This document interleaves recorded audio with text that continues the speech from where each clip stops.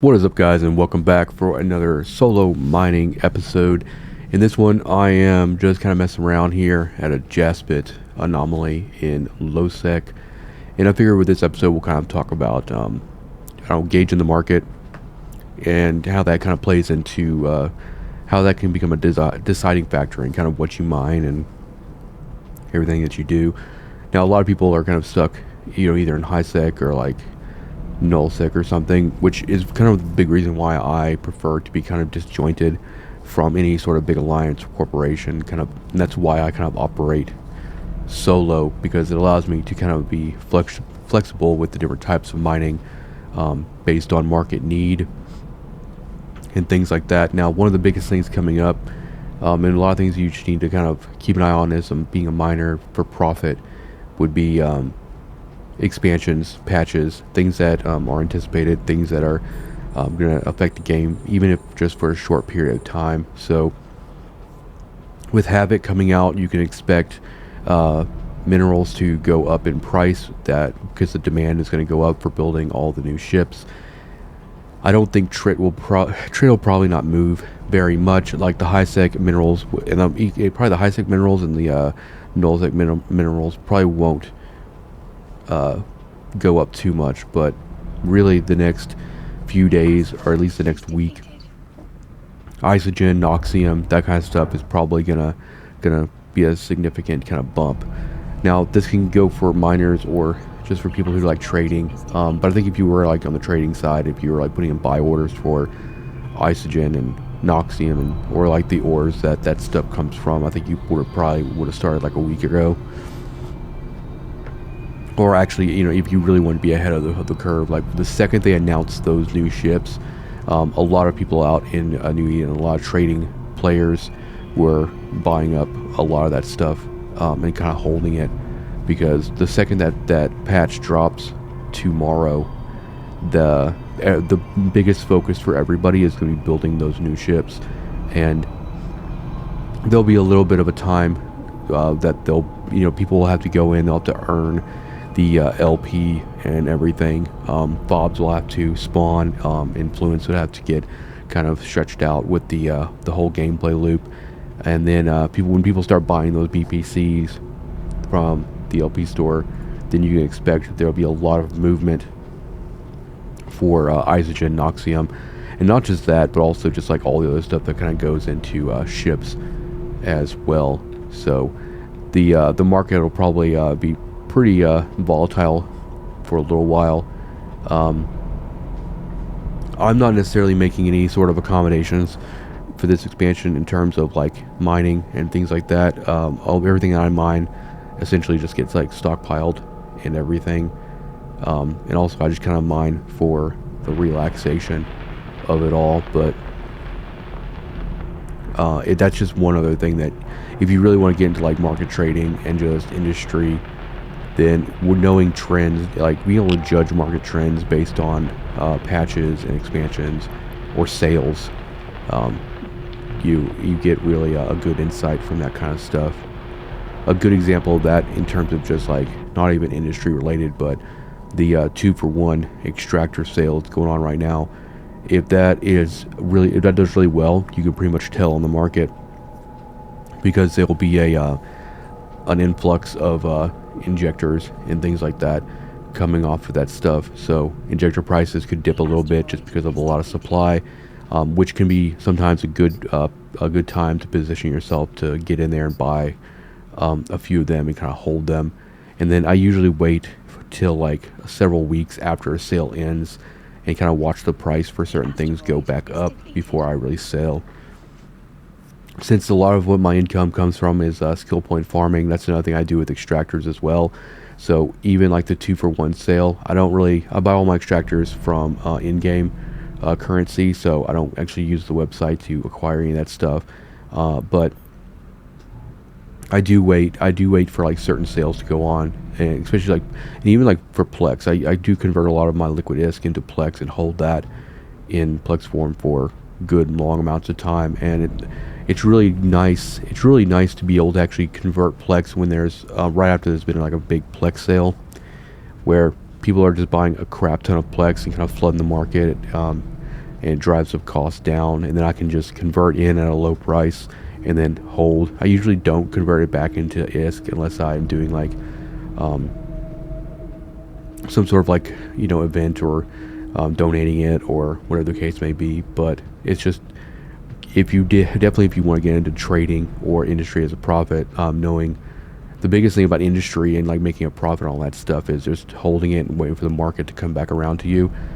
So Havoc is going to be one of those expansions that there's going to be a lot of PvP going on, at least in the first couple of weeks. A lot of people are going to be wanting to build these new pirate ships, but then also just like your normal faction warfare staples are going to be, you know, in high demand as well, because people will be out there doing, you know, faction warfare and stuff in conjunction with all of the insurgency stuff. So that's just something to kind of keep in mind as well. But I usually don't do a whole lot of like low sec mining in this series, because it just doesn't end up being very profitable. I am going to do the same thing I did in the last episode. I'm going to blur out the value here and then do like a big reveal at the end. But normally, if you are a frequent low sec miner, Jaspet is probably one of those things that you're not going to go for, even though it is like an exclusive to the Anomalies out here. The Kernite is actually holds higher value as far as ISK per M3 and everything.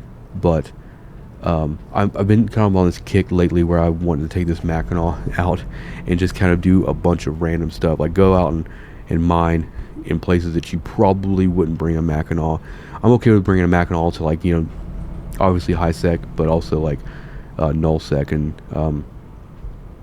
sometimes Poshvin too. It just really depends. But low sec, you know, the value is just not there. Right now I'm doing it for just basically, you know, shits and giggles, but I don't know. I feel like Poshvin mining is just, Poshvin and rare ore mining is just so much better in terms of getting like minerals and stuff like that than low sec.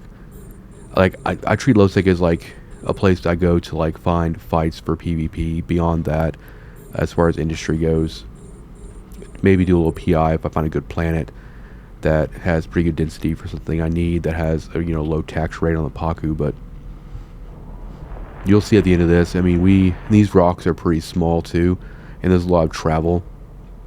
Which you'll notice the strategy I'm doing here is I go pretty close to the rock. I'm monitoring the volume of that rock with the survey scanner, and then I immediately go start burning towards my next target to try to minimize the downtime. I think I did this I think I showed this off too in the last episode.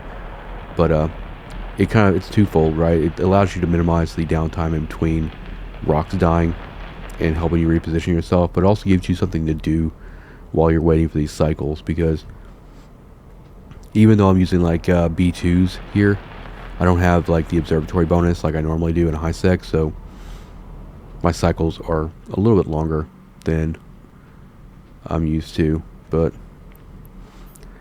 not too bad. It's pretty decent. I mean, it's fun, but you know, I can split lasers like this sometimes, which is nice. A lot of what I've been doing lately is kind of just worrying about consolidating a lot, especially like all the stuff that come out of like the mining that I've been doing and industry, and just kind of focusing up and everything. I'm really starting to think a lot about me either moving permanently into Poshvin or Wormhole space, one of those two things, to do a mix of everything in those areas. I'm probably more leaning towards like Wormhole, because it allows me to still kind of do PI, ice mining, and then regular mining, ratting, kind of everything I normally do anyway, but kind of get out of like known space, which is just kind of like, you know, old hat to me right now. A lot of what I'm doing kind of in the background, behind and beyond this series, is just getting different alts skilled up for different potential things that I could be doing.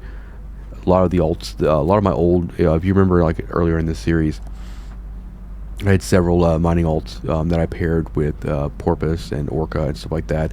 A lot of those guys got sucked out in terms of skill points, and they are essentially have been operating as skill point farmers lately.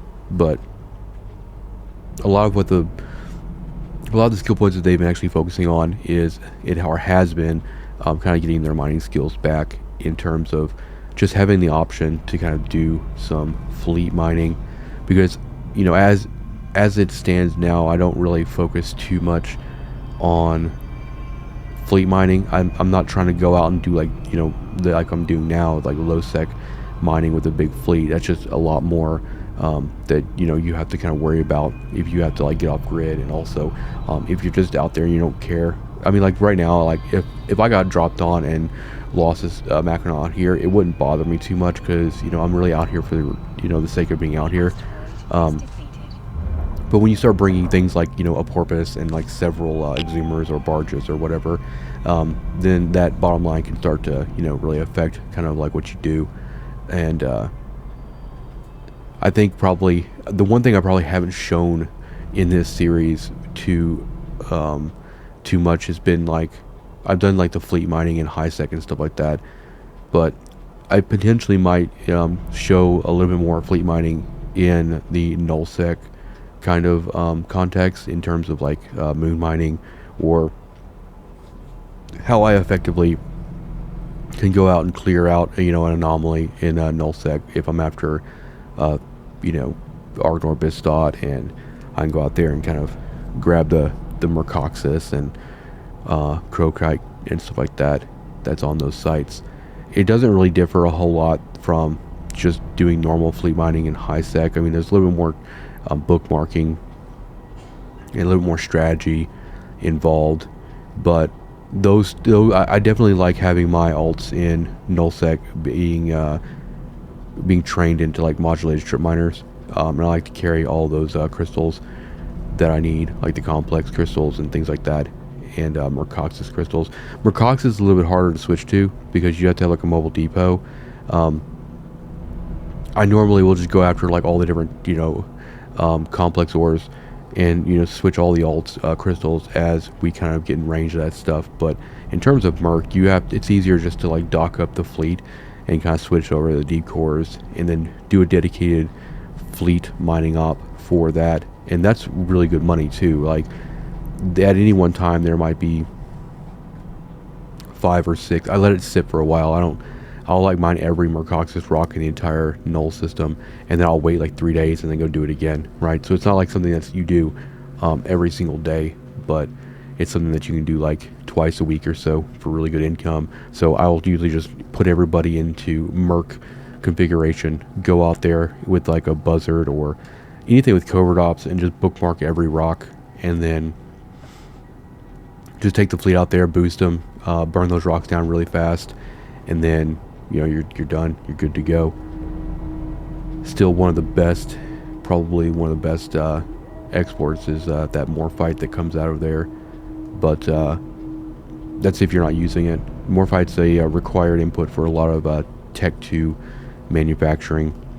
A lot of the manufacturing we're doing right now is actually just some really long stinted stuff. I mean, we got a 5 run copy of the Charon going in that's in right now, and we still have several. That'll be like the beginning of December before that comes out, and then we'll be able to do like a 5 iteration attempt on Array, which I have enough of the data cores out there and stuff to do a total of like 15 attempts.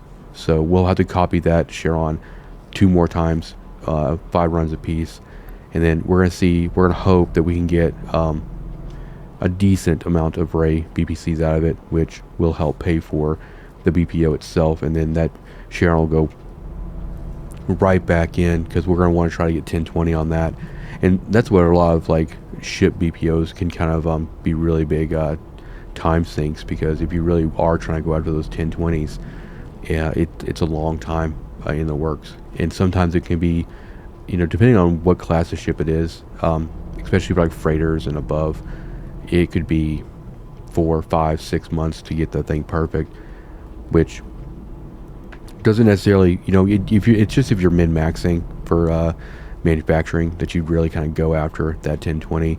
I'd say if you're getting into manufacturing and you don't really necessarily want to do the research as far as just like experiencing the content, it's almost entirely worth it just to see if you can find a partially researched or even a fully researched BPO for what you're going after on contract and just save yourself a lot of time. But in most cases, you're still gonna be putting a lot of pieces together to build that item. So that item or that BPO, like for the Charon, for example, if you're in the process of researching all the parts and building all the parts that go into it, it's not like you're gonna need that BPO immediately anyway. So putting it in to cook and saving yourself a little ISK on the back end is not bad, and it's something that, you know, I always kind of look at when I'm looking at whether or not to research certain things. But a lot of when I'm waiting for a lot of that stuff in indie in manufacturing, a lot of what I'm doing is either just mining like I'm doing here, and just doing random types of mining just to keep it interesting and just doing it for my own enjoyment, but also just PI. But PI is also one of those things that you have to be patient with, because a lot of people out there that are either like just strictly traders, or they're doing like SP farming. They're going to look at the reason that PI can be very volatile in terms of its price is, you know, these skill point farmers, they're going to go and they're going to look at whatever the most valuable P2, P3, P4 is, and then they're going to set up all their skill point guys to like manufacture that. And then what happens is they produce a ton, then they flood the market with it, which can drive that cost down. And then shortly after they do that, then they'll look at the price again and they'll be like, oh, I don't know why the price of my PI that I'm manufacturing is really, really low. Then they'll switch all their guys out to do something else. And then the cycle kind of repeats itself. The best way to kind of just make money with PI is to stick with one thing, even through the lows, and just keep your supply up like that, because people who are just, you know, fair weather PI people are going to chase like the highest commodity in price. They're going to flood the market, then the price is going to drop, and they're going to switch to something else and flood the market, and the price will drop on that. So a lot of the best advice I can give for anybody doing PI is just pick something that is easy for you to do, that doesn't require a lot of tedious hands-on work, that you can do every day or every couple of days, and just stick with it, even if the price drops on market. And that's the other thing too, is like whenever I'm manufacturing or mining or doing PI and I send all that stuff to market, and I'm instead of just wanting to try to offload it as quickly as possible, a lot of what I'll be doing is just kind of logging in every day and looking at what I've kind of got in my inventory, what I need to offload or liquidate. And if the market's good for it, then I'll sell it. But I have no problem like holding on to that stuff for long periods of time and wait for the market to kind of come back to me. And I think that's kind of where you make a lot of your money, is in just the overall patience of everything. Patience and anticipation. Just like with this expansion coming out, we can anticipate a great need for certain minerals and certain components going into like these ships.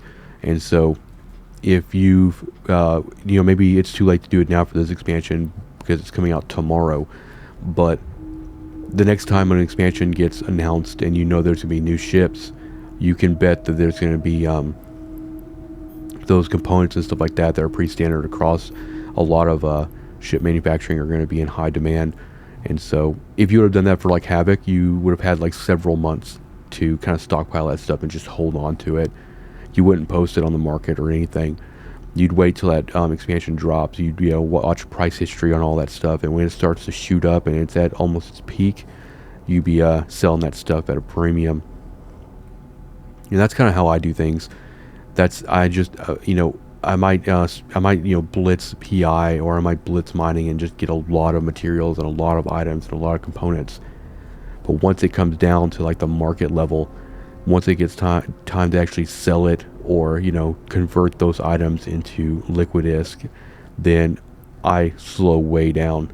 And that's where I kind of get my enjoyment too, is just like watching the market in JITA. That's a big benefit of my main actually just kind of being hanging out in JITA, is every day I can just go on my main and I have my quick bar all set up with, you know, stuff that I keep an eye on. It doesn't take very long to go through the market and kind of look at trends, especially if you look at it every day. But it doesn't really, I don't really dictate what I'm mining or anything off of market trends. I kind of just try to do whatever I think is fun and entertaining for the most part. But and also I kind of it's all like context clues and stuff too. Like if you're in nullsec and you know you might be in a corporation with a bunch of people that like ratting or whatever, you know, it might be a good idea to make things that are commonly lost in your area. Like if you have a bunch of ratters in your corporation who have a really bad habit of leaving MTUs out, and they're losing MTUs pretty often, might not be a bad idea to make some of those. And next time they gripe about losing a mobile tractor unit, you swoop in and you're like, hey, I got some for sale just for this occasion, right? It's all about seizing opportunity and everything. And I kind of just I try to like mine as much as I can across the different types of ores and stockpile everything, because for me, I never know what I'm going to want to do as far as what I want to build or what I want to do every day. It can kind of change, and I have the freedom to do that. So having a good supply of ore that allows me to kind of just do whatever, I kind of hedge my bets in that sense. But overall, I've done a lot of exotic mining this past week. This week has also been pretty busy with preparations for the expansion and stuff like that. It'll be nice to kind of get back to the grind. I'm thinking about different ways, or maybe a different type of challenge I can do for this series, in terms of crazy amounts of mining for like a certain goal. We might do the whole see how long it takes us to save up for 1 month of Omega with a max yield miner, and then we might exclusively just do that. We might just exclusively just focus on like high sec rare ores and see how long it takes us to pay for a month of Omega. I think that if I'm really diligent about it and I'm out there every day, I think you could probably do it in a couple weeks, honestly. I'd have to run the math on that, but it's been kind of the idea floating in the back of my head. But we're pretty much full here. I'm going to put an overlay on the screen from Janus that'll show the overall value here. I would say that we're probably like 20, 23, 24 minutes on this little mining op. I keep these drones out just in case like rats come in, which Tech 2 lights are plenty enough for low sec rats. But in normal cases, I would keep them all in the drone bay. But we got like this last cycle before we're actually kind of filled up here, and it's pretty bad. Like if you think about things in terms of like Poshman mining, or even just the rare ore mining in high sec with a smaller ship like a Prospect or Endurance, is more per hour than even taking a Mackinaw Exhumer or whatever out here to these low sec anoms. So that's why I have a pretty firm stance on the fact that low sec mining is just not worth it in most cases. But sometimes it's fun just to kind of go out and mess with people out there. But we are filled up, so here's the value here. So you can see it's about like 10 million for like 20 minutes. So we'll round up, we'll be generous, we'll round up and we'll say 30. But yeah, thank you guys for watching, and I'll see you guys in the next episode.